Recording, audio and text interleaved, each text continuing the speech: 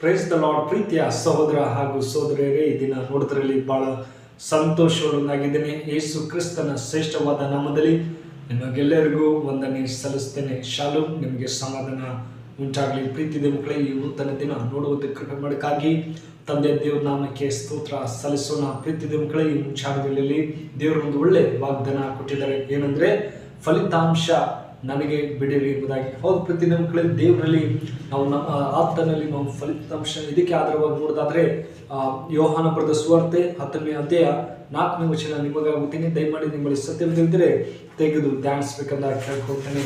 ಅಲ್ಲಿ ಹೀಗೆ ಬರೀತಾರೆ ನೋಡಿ, ಏನಂದ್ರೆ, ಅವನು ಸ್ವಂತ ಕುರಿಗಳನ್ನು ಹೆಸರು ಹೇಳಿ ಕರೆದು ಹೊರಗೆ ಬಿಡುತ್ತಾನೆ. ಸ್ವಂತ ಕುರಿಗಳನ್ನೆಲ್ಲ ಹೊರಗೆ ಬಿಟ್ಟ ಮೇಲೆ ತಾನು ಅವುಗಳ ಮುಂದೆ ಹೋಗುತ್ತಾನೆ.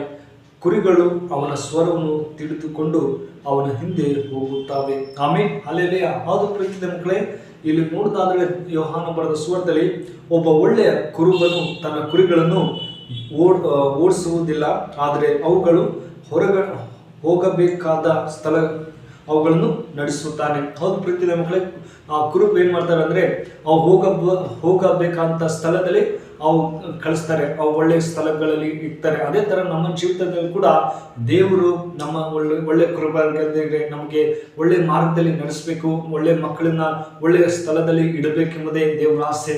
ಹೌದು ಪ್ರೀತಿಯ ಮಕ್ಕಳೇ, ಆತನಲ್ಲಿ ನಾವು ನಂಬಿಕೆಯಿಂದ ಬರಬೇಕು.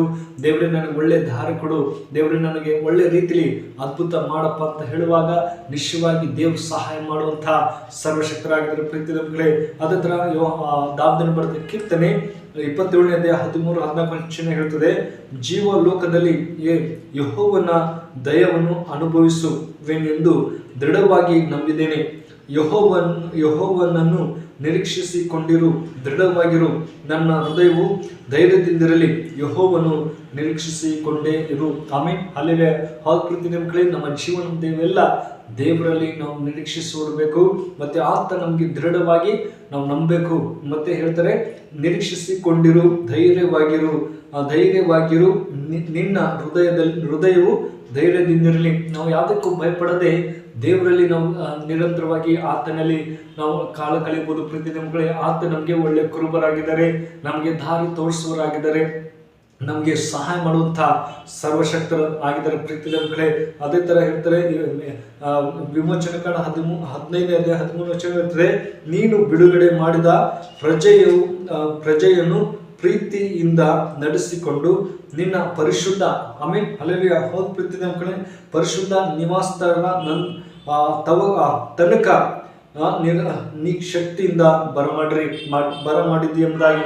ಅವ್ರ ಪ್ರೀತಿಯ ಮಕ್ಕಳೇ, ಅವರು ಎಲ್ಲ ಯುದ್ಧಗಳು ಮಾಡ್ತಾ ಇದ್ರು, ಆದ್ರೂ ಕೂಡ ದೇವರ ಪ್ರೀತಿ, ಕರುಣೆ, ದೃಷ್ಟಿ ಮೇಲೆ ನ್ಯಾಯ ತೀರ್ಪು ವಿಧಿಸಿದ ನಡುವೆಯೂ ಏನು ದೇವರು ತನ್ನಲ್ಲಿ ನಂಬಿಕೆ ಇಟ್ಟು, ತನ್ನನ್ನು ಯಾರು ದೇವರಲ್ಲಿ ನಂಬಿಕೆ ಇಡ್ತಾರೋ ಅವ್ರು ದೇವ್ರ ಪ್ರೀತಿ ಮಾಡ್ತಾರೆ.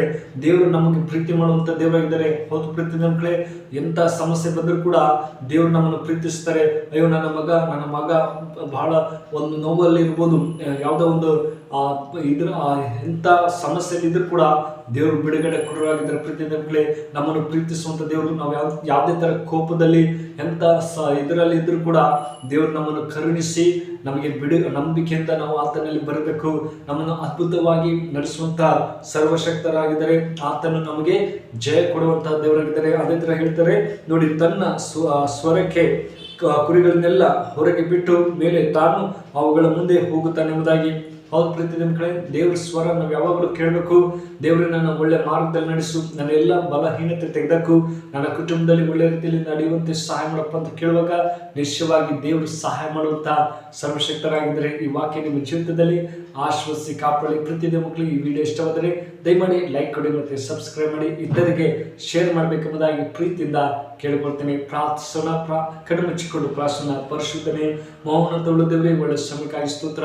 ದೇವ, ನೀನು ನಮ್ಮನ್ನು ಒಳ್ಳೆ ಕುರುಬರಾಗಿರ್ರಿ ಅಪ್ಪ. ಈ ವಿಡಿಯೋ ಯಾರು ನೋಡ್ತಾರೋ ಮಕ್ಕಳನ್ನ ಫಲಿತಾಂಶನ ಅದ್ಭುತವಾಗಿ ನಡೆಸಪ್ಪ ಅಂತ ಪ್ರಾರ್ಥಿಸಿದರೆ ಅವರೆಲ್ಲ ಸಮಸ್ಯೆಯನ್ನು ಬಿಡುಗಡೆ ಕೊಡು. ಈ ಚಿಕ್ಕ ಪ್ರಾರ್ಥನೆ ಕೇಳಿದಂತೆ ಯೇಸು ಕ್ರಿಸ್ತನಲ್ಲಿ ಬಿಡ್ತೇನೆ, ಜುಡ್ತಂದೆ. Amen. May God bless you.